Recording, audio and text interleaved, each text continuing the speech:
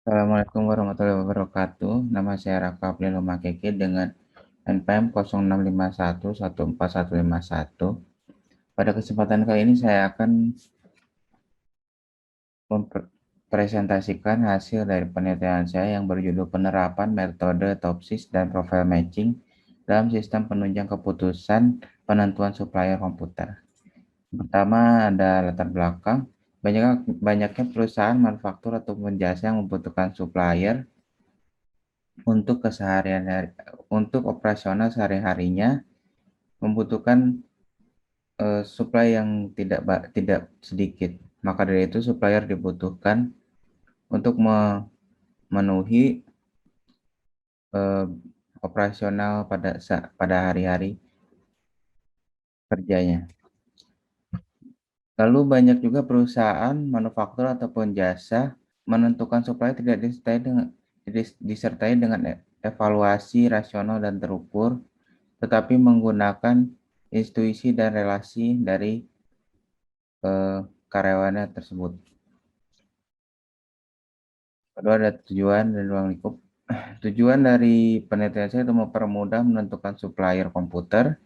Ruang lingkupnya, kriteria yang digunakan berupa hasil wawancara dari PT Datacom, yaitu kualitas, harga, biaya pengiriman, layanan, waktu proses, dan jaminan. Lalu manfaat membantu untuk menentukan vendor supplier komputer secara efisien dan efektif. Jawaban pustakanya ada sistem penunjang keputusan. Sistem penunjang keputusan adalah sistem informasi yang berfungsi mengkombinasikan data dan model analisis canggih untuk mendukung pengambilan keputusan.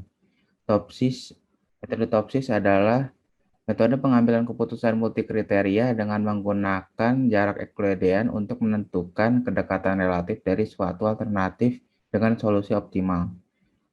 Lalu metode profile matching, pengambilan keputusan dengan mengasumsikan bahwa terdapat tingkatan variabel prediktor yang ideal yang harus dipenuhi oleh subjek yang diteliti. JavaScript yaitu bahasa pemrograman web yang digunakan dalam pengembangan website agar lebih dinamis dan interaktif. Di sini saya menggunakan PostgreSQL untuk database-nya. Metode penelitian yang saya gunakan adalah SDLC, yaitu System Development Life Cycle.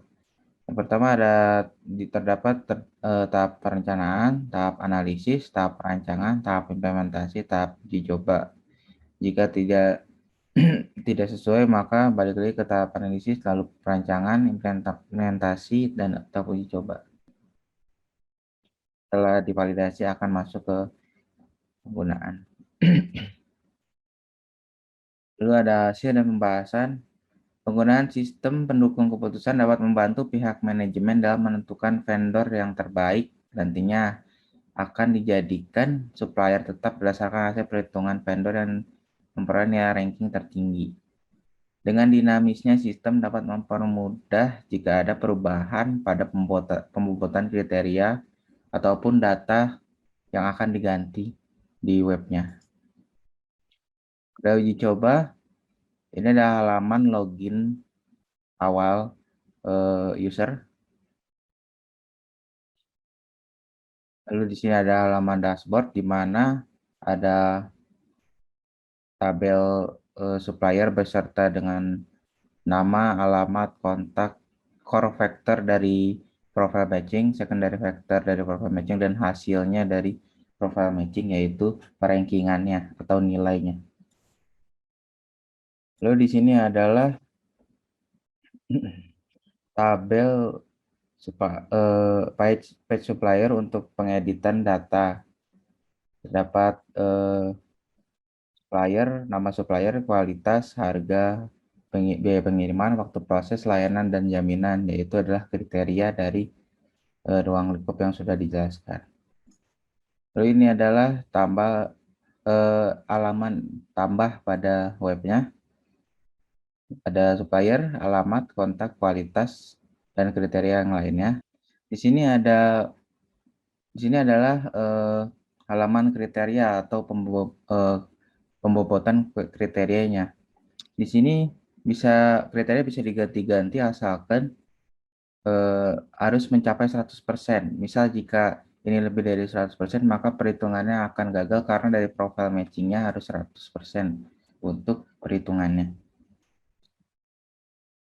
Kesimpulannya dari penelitian saya yaitu berdasarkan hasil penelitian yang penulis lakukan, dapat ditarik kesimpulan sistem pendukung keputusan pemilihan supplier menggunakan metode Topsis dan profile matching dapat membantu manajemen Datacom untuk menentukan vendor terbaik untuk dijadikan supplier dengan lebih efisien dan efektif. Dengan dinamisnya sistem manajemen Datacom dapat merubah nilai yang ada sehingga sistem dapat digunakan dalam jangka panjang. Sarannya itu alangkah baiknya jika dibuatkan aplikasi mobile sistem informasi pendukung keputusan mutakhir yang saya gunakan. Sekian dari saya. Mohon maaf bila ada salah-salah kata. Assalamualaikum warahmatullahi wabarakatuh.